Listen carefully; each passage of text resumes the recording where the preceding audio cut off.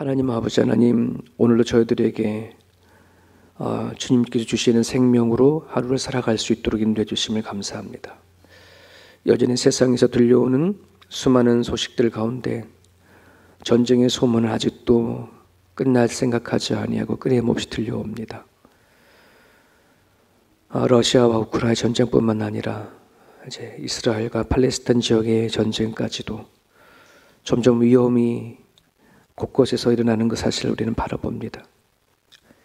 점점 하나 되기보다는 자국민과 또 자기 나라와 자신들을 위한 이기적이고 또 개인적인 그런 삶들이 점점 확산되어져 가고 있습니다. 하나님, 우리 자신들의 모습을 발견해 나갈 수 있도록 아버지 붙잡아 주옵소서.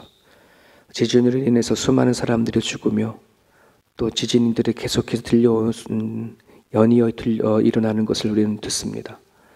하나님 아버지 하나님, 우리들 안에 이때를 바라보며 기도할 수 있도록 도와주시고, 과연 우리가 남은 인생을 어떻게 살아갈 것인지에 대한 하나님의 경고의 메시지로 받아들일 수 있도록 아버지 붙잡아 주셔서 우리 믿음과 신앙을 확인하는 이 시대가 되어줄 수 있도록 도와주시옵시며, 한 영혼이라도 찾고자 원하시는 하나님의 간절한 마음으로 우리들의 주변에 있는 한 사람 한 사람들의 영혼들을 살필 수 있는 우리 모두가 되어줄 수 있도록 도와주시옵소서. 아버지 하나님, 환우들이 있습니다. 갑자기 찾아온 질병 앞에 낙심하고 절망스럽지 않도록 그들의 마음을 붙잡아 주시고, 그 자리를 통해서 하나님을 깊이 만날 수 있도록 인도하시며, 달빛이 햇빛 같고 햇빛이 7배나 더하는 하나님의 온전한 회복을 허락하여 주옵소서. 예수님의 이름으로 기도합니다. 아멘. 마태복음 9장입니다. 마태복음 9장.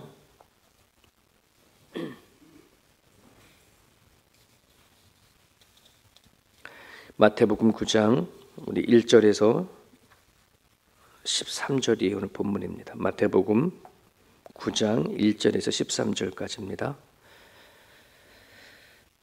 같이 읽겠습니다. 1절부터 13절까지. 예수께서 배에 오르사 건너가 본 동네에 이르시니 침상에 누운 중풍병자를 사람들이 데리고 오거늘, 예수께서 그들의 믿음을 보시고 중풍병자에게 이르시되 작은 자야 안심하라, 내 죄사함을 받았느니라. 어떤 서기관들이 속으로 이르되 이 사람이 신성을 모독하도다. 예수께서 그 생각을 아시고 이르시되 너희가 어찌하여 마음에 악한 생각을 하느냐. 내 죄사함을 받았느니라 하는 말과 일어나 걸어가라 하는 말 중에 어느 것이 쉽겠느냐. 그러나 인자가 세상에서 죄를 사하는 권능이 있는 줄을 너희에게 알게 하려 하노라 하시고, 중풍병자에게 말씀하시되 일어나 내 침상을 가지고 집으로 가라 하시니, 그가 일어나 집으로 들어가거늘 무리가 보고 두려워하며 이러한 권능을 사람에게 주신 하나님께 영광을 돌리니라. 예수께서 그곳을 떠나 지나가시다가 마태라 하는 사람이 세간에 앉아 있는 곳을 보시고 이르시되 나를 따르라 하시니 일어나 따르니라. 예수께서 마태의 집에서 앉아 음식을 잡수실 때에 많은 세리와 죄인들이 와서 예수와 그의 제자들과 함께 앉았더니 바리새인들이 보고 그의 제자들에게 이르되 어찌하여 너희 선생은 세리와 죄인들과 함께 잡수시느냐. 예수께서 들으시고 이르시되 건강한 자에게는 의사가 쓸데없고 병든 자에게라야 쓸데 있느니라. 너희는 가서 내가 국류를 원하고 제사를 원하지 아니하노라 하신 뜻이 무엇인지 배우라. 나는 의인을 부르러 온 것이 아니요 죄인을 부르러 왔노라 하시니라. 아멘.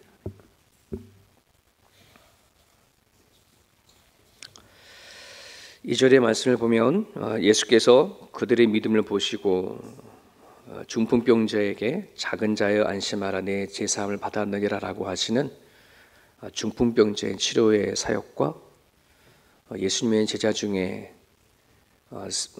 세리인 마태를 부르시는 내용이 오늘 본문의 말씀입니다.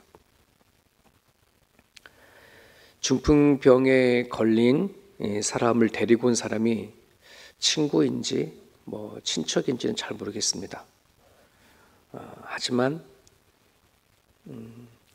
중풍병에 걸린 그 그 사람이나 또 친구이든 또 가족이든 지금 그들의 삶의 현실 속에서는 사랑하는 이가 큰 병에 걸렸다는 겁니다.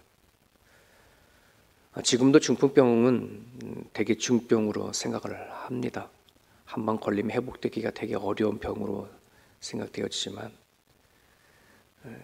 의료가 발달되지 않은 이 시대의 중풍병은 정말 되게 고약한 병으로 생각을 했었고, 그 병에 걸리면 그 사람뿐만 아니라 가족 전체가 되게 고통 가운데 있었던 시대였습니다. 그들의 현실은 대개 모든 사람들로 하여금 큰 아픔이었고 삶의 고통이었습니다. 그런데 오늘 이들의 고통스러운 현실을 예수님께서 한 방에 해결해 주십니다. 전혀 그들에게는 불가능한 일, 다시 이전처럼 되도록 하는 삶이 있을까 하는 그런 삶을 예수님을 만나서 완전히 회복되어지는 이야기가 오늘 본문의 이야기입니다. 오늘 해결의 열쇠는 눈에 보이지 아니하는 믿음이고 또 제사함이라는 사실을 오늘 성경에서는 이제 선포하고 이야기를 합니다. 오늘 우리들에게 알려주시고자 하시는 부분들은 현실의 삶을 살아가는 삶의 고통의 근본의 문제들, 이것이 과연 어디서부터 출발되어지는가 하는 부분들이죠. 하나님에 대한 믿음이 없구나, 또 성경에서 이 세상을 만들어진 그 원리를 잘 모르는 사람들에게는 그냥 삶의 고통은 먹고 마시고 살아가는 것에 있을 거라고 생각을 합니다만, 오늘 이 예수님께서 중풍병을 치료하는 이 장면 안에서는 우리 인간 속에 있는 제사함, 그리고 하나님에 대한 그 믿음, 여기에서 출발하고 또 여기에 그 원인이 있음을 우리에게 알려주는 그런 메시지입니다. 그래서 이 말씀을 다른 시각으로 보게 되어지면 사람으로 태어나서 죄가 뭔지 또 제사함이 무엇인지에 대한 그러한 지혜가 전혀 없는 사람이라면, 그리고 하나님에 대한 믿음에 대하여 전혀 관심이 없는 사람들이라면 인생 속에서 부딪히는 그 삶의 고통과 아픔을 해결할 방법은 전혀 없음을 얘기를 하는 겁니다. 몸이 아프고 안 아프고 평생 잘 그냥 하나님 자기의 수명에 따라 살다가 가면 인간이 가지고 있는 가장 큰 복이겠지, 이렇게 알고 살아가지만 실제적으로 몸 하나 건강하다고 행복한 건 아니지 않습니까? 우리가 살아가는 삶의 질이라는 것, 또 우리가 인생을 살아갈 때에 내 스스로 참 만족한 인생이었다라고 하는 그 모든 부분들은 하나님 안에서 이게 이루어지는 것이지, 내가 잘 먹고 잘 살고 편안히 살다 간다고 해서 이 삶의 고통이 없이 행복하다라고 말할 수 없다는 부분들입니다. 진짜 인간의 삶의 고통은 태어나면서 우리 안에 존재하는 죄성입니다. 죄의 문제입니다. 하나님에 대한 믿음 없이 언젠가는 죽어야 하는 인간의 실존의 문제가 우리를 가장 고통 가운데 밀어넣는 그런 문제라고 생각이 되어집니다. 그런데 오늘 예수님께서는 그 병든 자를 향해서 이렇게 외칩니다. 작은 자야 안심하라, 내 제사함을 받았느니라, 이런 선언을 합니다. 몸이 비틀어지고 중풍의 병에 걸리고 미래가 없고 자신의 몸은 아프고 하는 이 중풍병자에게 예수님께서 문득 하시는 말씀이 안심해라, 너 제사함을 받았느니라 하는 그 메시지가 과연 이 중풍병자에게는 무슨 의미가 있을까 싶을지도 모르겠습니다. 그 선포되어지는 그 메시지가 내 삶과 무슨 상관이 있겠나 싶을지도 모르겠습니다. 근데 예수님은 병을 치료하기 전에 먼저 제사함을 선포합니다. 그 제사함이 육신을 회복해 만들고 그것뿐만 아니라 영혼까지 구원시키는 놀라운 역사가 오늘 이 메시지에 있다는 것입니다. 여러분, 저나 여러분들이나 오늘 이 자리에 나온 우리 모두는 예수 그리스도를 통해서 이 제사함의 선언을 받은 사람들입니다. 그렇지 않습니까? 이거는 엄청난 사건입니다. 대단한 일이 벌어진 겁니다. 상상할 수도 없는 일이 벌어진 겁니다.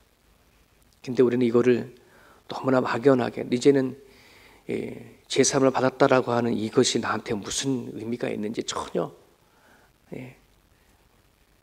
마음이 굳어져서 그런지 모르겠지만은 우리가 이걸 정말 진심으로 깨닫지 못하게 되어지면은 내가 남은 삶을 주님을 위해서 살겠습니다라고 하는 결단이 일어나지 않습니다. 오늘 예배 드리는 여러분들이나 또 영상을 통해서 말씀을 듣는 모든 분들, 예수님을 통해서 제사함의 선언을 받으신 분이라고 한다면 정말 여러분들에게 엄청난 일이 일어났다는 사실을 깨달으시고 남은 삶을 하나님 앞에 온전히 다 헌신하더라도 아깝지 않은 인생이라는 사실을 기억하고 살았으면 좋겠습니다. 육체적인 중풍병에서만 해방된 게 아니라 삶의 모든 고통의 부분들, 심지어 죽음의 고통의 문제까지 해방이 되어지는 선언이었습니다. 왜 그럴까요? 살아계신 하나님을 바로 눈앞에 뵈었기 때문에 그렇습니다. 중풍병자는 본인 앞에 서 있는 예수님이 하나님이라는 사실, 세상을 창조하시고 인간을 지으시고 만드신 하나님이라는 사실을 전혀 깨달지 못했을 때에는 저 선언이 나한테 무슨 상관이야, 무슨 의미가 있어 할 줄 모르지만 그 선언하신 분이 하나님이십니다.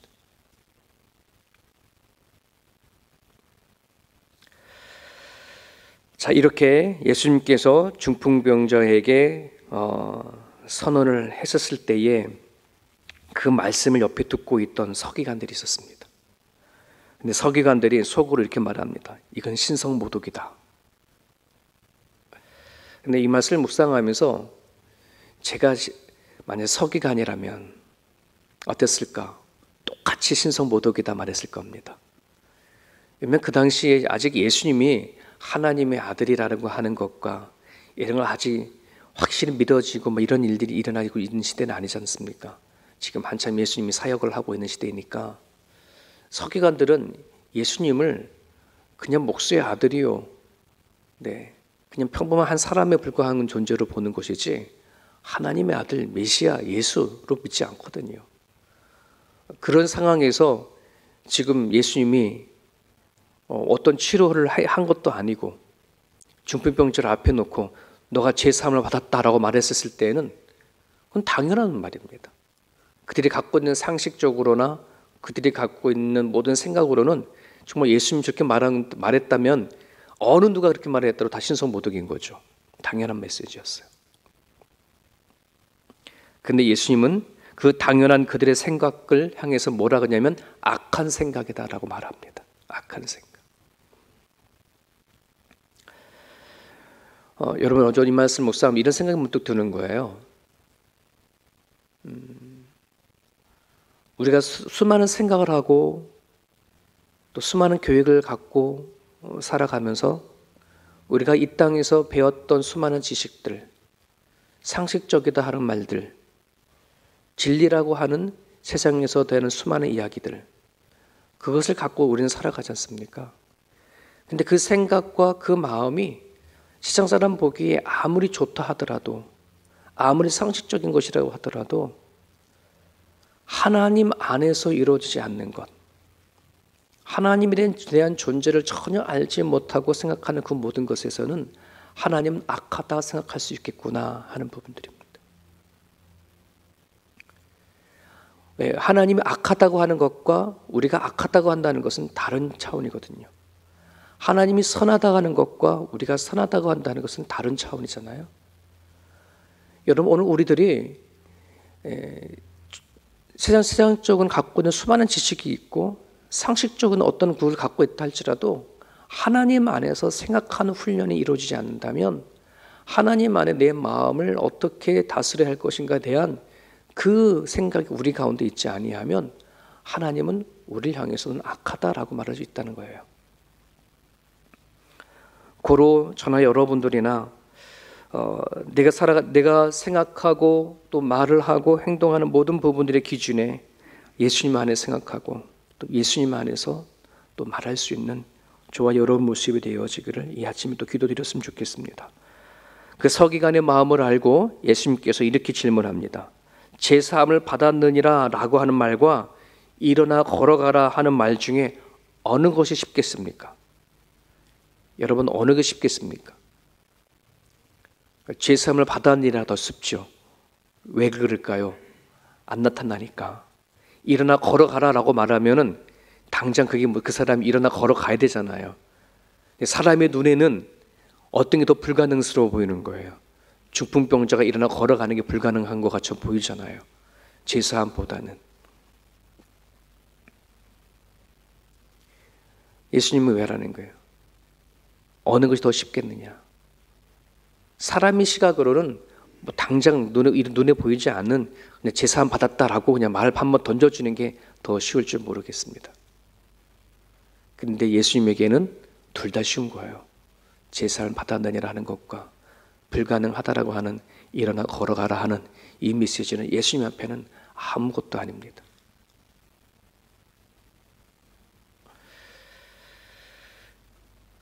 여러분, 어떻게 보면 우리가 육신의 시각을 바라보게 되어지면 일어나 걸어가라, 전혀 불가능한 육신을 회복하는 게 더 어려울 줄 모르겠습니다만은 영적으로 생각하게 되어지면 육신보다는 제사함을 받았느니라고 하는 것이 더 어려울 줄 모르겠습니다. 왜냐하면 그 제사함은 오로지 하나님만이 하실 수 있는 일이기 때문에 그렇습니다. 여러분, 오늘 우리 아침에 나와서 예수님의 이름으로 기도를 분명히 할 겁니다. 그 예수님의 이름에 얼마나 큰 권능이 있는지 상상할 수도 없는 그 능력이 우리가 가운데 있음을 여러분들이 기억해 주셨으면 좋겠습니다. 수많은 사람들이 예수님을 믿지만은 예수님에 대한 권능을 믿지 못한 삶을 살아가는 사람들이 너무나 많습니다. 그것을 어떻게 아느냐, 기도를 하느냐 하지 않느냐입니다. 예수님의 권능을 아는 자는, 예수님의 이름에 힘이 있는 것을 아는 사람들은 기도할 줄 압니다. 하지만 그 권능이 정확하게 나한테 무슨 의미로 와닿는지를 알지 못하면 우리는 기도하는 건 이거 참 어렵습니다. 마지못해서 할 수는 있으나, 등이 밀려서 누군가 밀려서 할 수는 있으나, 정말 내가 스스로 간절히 찾는다고 한다는 것은 예수님의 그 능력과 그 힘이 내가 실질적으로 믿고 아멘하고 경험해야지 기도가 이루어지지, 그렇지 아니하면 기도는 참 어렵습니다. 기도는 노동이다라고 하는 말이 있는 이유는 그만큼 내가 하나님 앞에 믿고 나가야 하는 그 사실과 내 안에 있는 죄성이 너무나도 많이 부딪히게 있기 때문에 그렇습니다. 내 안에 있는 죄성을 꺾을 수 있어야지만은 우리는 예수님의 이름으로 기도하는 그 힘이 무엇인지를 알고 기도할 수 있기 때문에 그렇습니다. 예수님의 권능을 믿는다면 정말 이 두려워하는 마음을 가지고 주님 앞에 기도할 수 있길 바랍니다. 그 자세가 이미 하나님 앞에 영광을 돌리는 자세라는 사실을 여러분들 기억하시고, 내가 무엇으로 하나님 앞에 영광을 올려드릴까, 무엇으로 하나님을 찬양할까 하시는 그런 분들이 계신다면 기도로 하나님 앞에 영광을 올려드릴 수 있기를 바랍니다. 9절부터 13절까지 당시 유대인들이 죄인이라 손가락질하던 세리 마태를 예수님께 나가가셔서 부르시는데요, 참 재미있는 장면입니다. 9절에 보면 마태라 하는 사람이 세간에 앉아있는 곳을 부르시고 이르시되 나를 따르라 하시니 일어나 따르니라. 아주 간단합니다. 와, 이게 가능한 일인가? 예수님께서 일하고 있는 마태 가가지고 나를 따르라 했더니 마태가 물어보지도 않았나 봐요. 왜요? 왜 부르시는데요? 뭔가 대꾸도 해야 될 텐데 대꾸도 없이 그냥 일어나 따랐다. 예수님께서 부르실 때도 야, 내가 너를 임마만에 네 자녀를 삼으려고 한다. 또 나를 따라오면 이렇게 해줄게. 너 나를 따라오면 하나님 나를 경험할 수 있어. 뭔가 설득하는 것도 아니고 그냥 나를 따르라, 이 말씀이에요. 여러분, 이게 어떻게 가능할까? 나를 따르라와 일어나 따르니라 라고 하는 이 사이에 무엇이 있기에 이것이 가능할까? 딱 하나입니다. 믿음입니다. 어떤 믿음이냐면 마태는 자기가 병든 자임을 믿었어요. 인정했어요. 자기 자신이 하나님의 상처받은 자이고 받아야 할 자이고 자기가 아픔을 갖고 있는 자라는 사실을 너무나도 잘 알았고 스스로 죄인이라는 사실을 인정했다는 것이에요. 그래서 소리로 들려오는 예수님이 어떤 분이신지 자신에게는 저 예수님이 아니면 안 돼라고 하는 절대적인 필요성을 이미 마음속으로 가지고 있었기 때문에 예수님이 다가와 나를 따르라 하셨을 때 바로 반응할 수 있었던 것은 자기 자신이 어떤 존재인지 알았기 때문에 그렇습니다. 여러분, 오늘 우리들이 하나님 앞에 순종하지 않는 그 하나의 이유가 뭘까요? 하나님께서 말씀하신다 했을 때 바로 행하지 못한 이유가 뭘까요? 그건 간단합니다.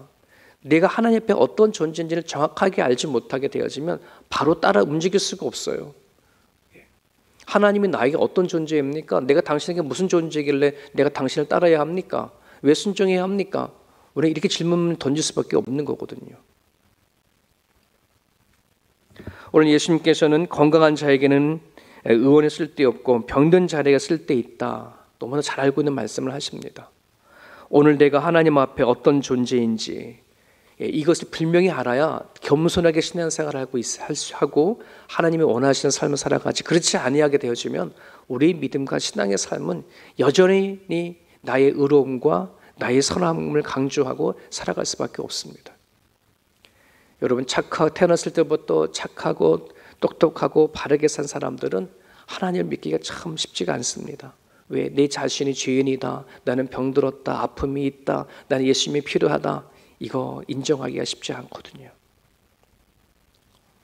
오늘 내가 하나님 앞에 어떤 존재인지를 인식하는 사람들마다 오늘 예수님께서 하시는 말씀을 다시 마음에 새길 수 있길 바랍니다. 내가 국류를 원하고 제사를 원하지 아니하노라 하신 뜻이 무엇인지 배우라. 하나님은 제사보다 국류를 원한답니다. 그 국률이 뭐냐면 내가 하나님 앞에 죽을 수밖에 없는 존재인데, 하나님 앞에 벌레를 받고 심판받을 수밖에 없는 존재인데 나를 살려주신 것에 감사합니다라는 것을 아는 거예요. 이게 국률입니다. 그 아는 자가 그냥 아무 생각 없이 하나님 앞에 나와 예배 드리는 것보다 더 낫다고 한다는 것입니다. 오늘 저가 여러분들이 이 말씀을 붙잡으시고요, 내 인생을, 남은 인생을 고자세로 살지 말고 낮은 자세로 내가 하나님 앞에 어떤 존재였다가 하나님 앞에 구원받은 사실을 우리가 알고, 나 또한 중풍병자였고 나 또한 세리와 같은 자였음을 우리가 인정하고 오늘 하루 살아갈 수 있는 저와 여러분의 모습이 되기를 원합니다. 자유롭게 기도하시다가 돌아가시길 바랍니다.